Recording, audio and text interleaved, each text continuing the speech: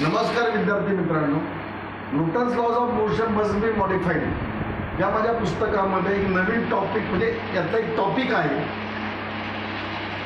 Vector product आणि scalar product. म्हणजे vector आणि स्केलर या दोन गोष्टी आहेत, नीट लक्षात ठेवायचं. वेक्टर आणि स्केलर याच्याविषयी मी एक रिव्होल्युशनरी मत व्यक्त करते की स्केलर ही जी फिजिकल क्वांटिटी आहे ही सगळी जी आहे ही scalar is concern with the cos theta. Scalar जो असतो ना तो कॉस थिटाची जास्त संदर्भात आहे. स्केलर प्रोडक्ट म्हणा किंवा स्केलर म्हणा. आणि साइन प्रोडक्ट जो आहे ना, वेक्टर प्रोडक्ट जो आहे ना, तो लोकांना माहीतच आहे. वेक्टर प्रोडक्टचं नावच आहे साइन प्रोडक्ट. तर वेक्टर आणि स्केलर आता याच्यामध्ये मी नवीन काय सांगतोय तर जे सांगतोय ते सायन्समधलं आजचं सर्वात रिव्होल्युशनरी मत आहे की scalar product is concern with the moon आणि vector product is concern with the sun. आता याचा सायंटिफिक बेस काय नीट लक्षात ठेवा. याचा सायंटिफिक बेस हा आहे की न्यूटनचे नियम म्हणा किंवा केप्लरचे नियम म्हणा हे प्लॅनेटरी मोशन्सबद्दल आहे. न्यूटनचे नियम म्हणा केप्लरचे नियम म्हणा हे प्लॅनेटरी मोशन्स आहे.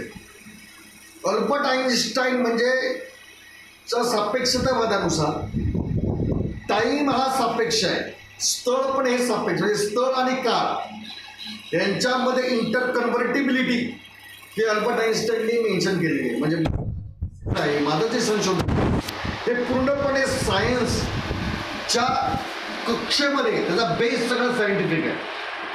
त्याचा बेस न्यूटन म्हणजे Archimedes, Newton, Euclid, Galileo, Albert Einstein, Stephen हॉकिंगपर्यंत मी पोचलेलो नाही. कारण सर्वात जो बेसिक फंड आहे ना वो या लोकांनी विचारात घेतले नाही की what is mean by differentiation, what is mean by integration. Differentiation म्हणजे काय, टाइम आणि स्पेस अलग होणं. आणि इंटिग्रेशन म्हणजे काय, टाइम आणि स्पेस एकत्र येणं. या गोष्टी मी माझ्या पुस्तकामध्ये व्यवस्थित एक्सप्लेन केलेल्या आहेत. नीट लक्षात ठेवा. स्केलर प्रोडक्ट जो आहे हा स्पेसशी कन्सर्न आहे. मूनकडे सगळ्या प्लॅनेटकडे स्पेसची ऑथॉरिटी, पण टाइमची ऑथॉरिटी सनकडे.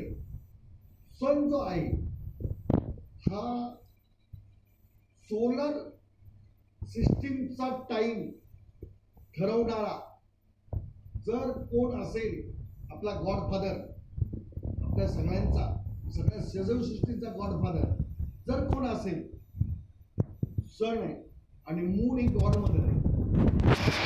त्याच्याविषयी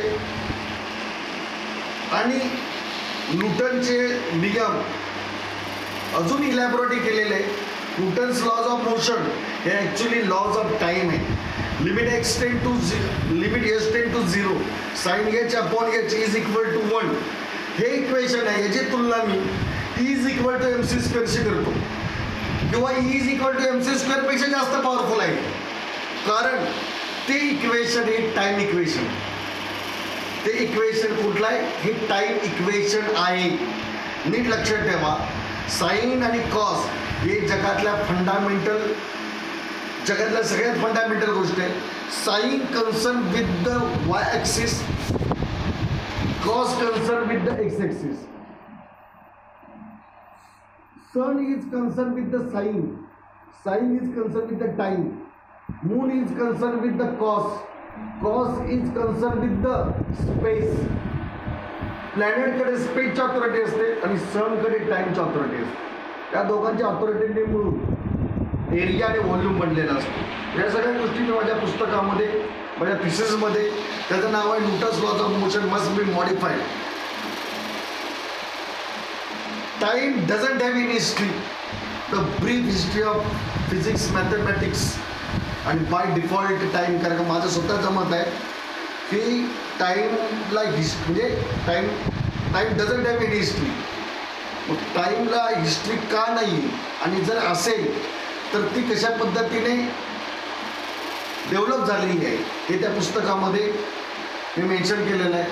तर वाचकांनी पुस्तक वाचावं आणि त्याच्या प्रतिक्रिया कळवाव्यात ही माझी नम्र विनंती. थँक्यू.